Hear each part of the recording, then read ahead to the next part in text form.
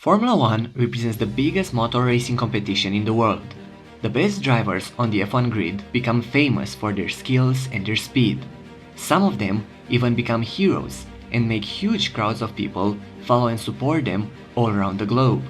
And there are a few, probably one or two in a generation, who become legends, icons of the sport, loved and acclaimed even decades after their time in F1 has passed.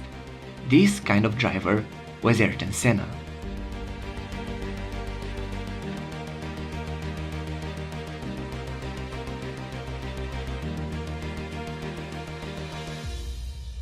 Hi guys, here is F1 to you, and I'm very glad to present you this first episode of the new Ayrton Senna, the Magician of Formula 1 mini-series on my channel, where I am going to take you through the most important moments of Ayrton's career, from his early karting years to the time he was the most notorious driver in the world, and even beyond. Ayrton Senna was born in 1960 in Sao Paulo into a wealthy family. At the age of 4, he drove for the first time a go-kart, and at the age of 8, he took the start of his first ever karting race. In 1973, he drove for the first time in an official karting race at Interlagos. Around this time, his father gifted him a yellow helmet with the colors of the Brazilian flag on it that would go on to become iconic in the world of motorsport. Even from the beginning, Ayrton showed some tremendous speed and determination, beating much more experienced opponents.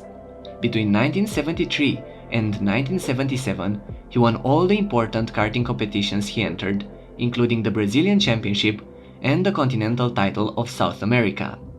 In 1978, he came to Europe to compete in the Karting World Championship, and although he never managed to win it, Ayrton enjoyed a lot this period of pure driving and real racing with no politics, as he would later describe it.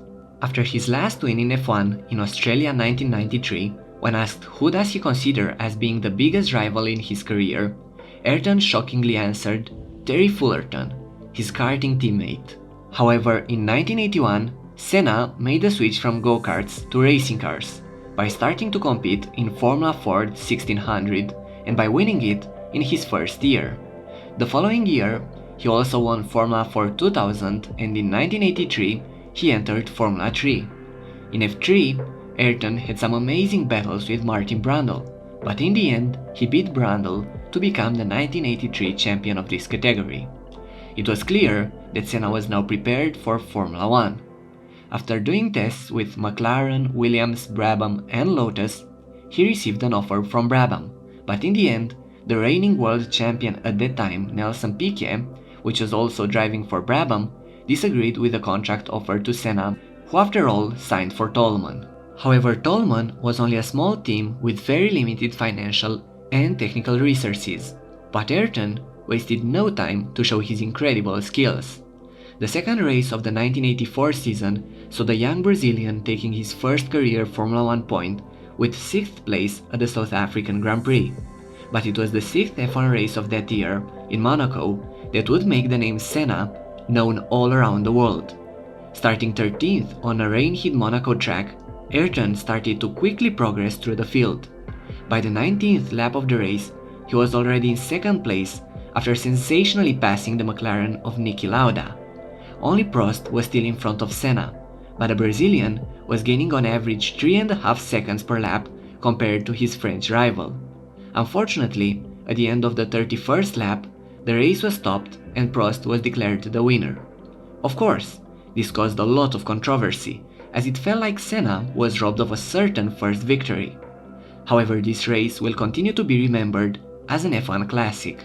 Over the following part of the 1984 season, Senna took 2 more podiums to finish P9 in the championship, and by the end of that year, he also decided to move to Lotus, a bigger and more competitive team, after being offered a contract to replace Nigel Mansell.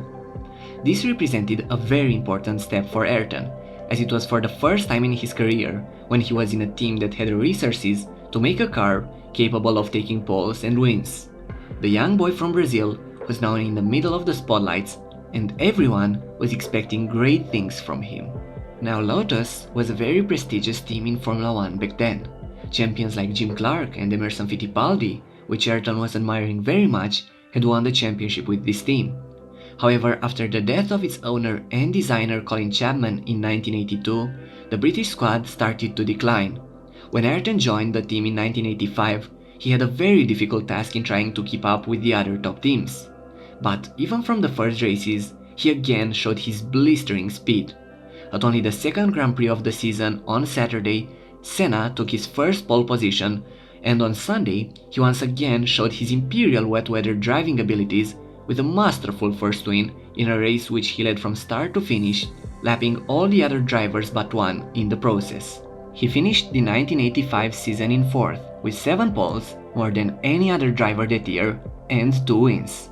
The 1986 season meant for Senna 2 more wins, a sensational number of 8 poles, and another 4th place in the championship, as Lotus was still struggling compared to Williams and McLaren.